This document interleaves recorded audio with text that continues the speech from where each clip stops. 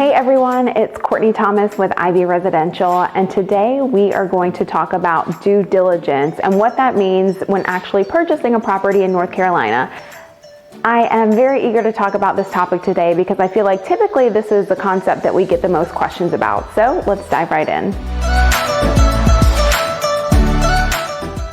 So to begin with, there are a handful of negotiating points to consider whenever you're submitting an offer in North Carolina. Points such as offer price, due diligence, appraisals, and other contingencies that can be put in place on your behalf when submitting an offer. But today, we're only going to talk about due diligence period and due diligence fee. When it comes to due diligence time frame, this is something that you'll discuss with your broker when it's time to submit an offer, and depending on market conditions, it can vary. So typically we see anywhere between 2 to 3 weeks, but again, there is no standard time frame, and you and your broker will sit down to discuss the pros and cons of submitting a short due diligence time frame or a longer due diligence time frame. Now, in addition to the due diligence time frame, attached is a due diligence fee. Now, the due diligence fee is given to the seller at time of contract, and when the offer is accepted, the seller will immediately deposit or cash those funds.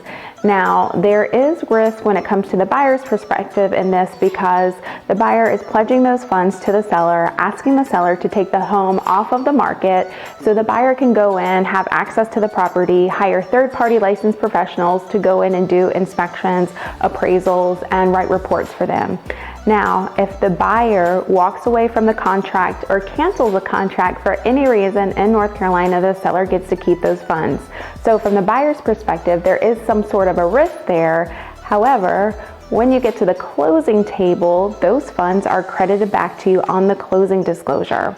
Some of you may look at this as somewhat of a prepayment, and you can absolutely look at this, but if for any reason you walk away from the contract, the seller keeps those funds. Now, once all of the inspections have taken place and the reports have been submitted to the buyer's broker and the buyer can sit down and review the reports and discuss what are the top priorities or most concerns to the buyer in these cases.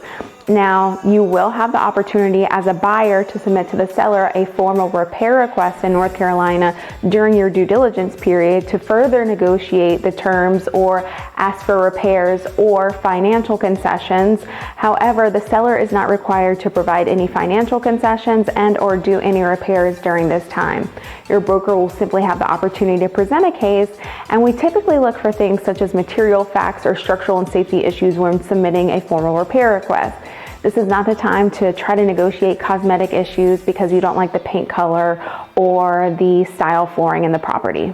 Although this was a very high-level overview of due diligence and due diligence timeframe in North Carolina, if you have any questions or want to talk through some scenarios, please don't hesitate to reach out.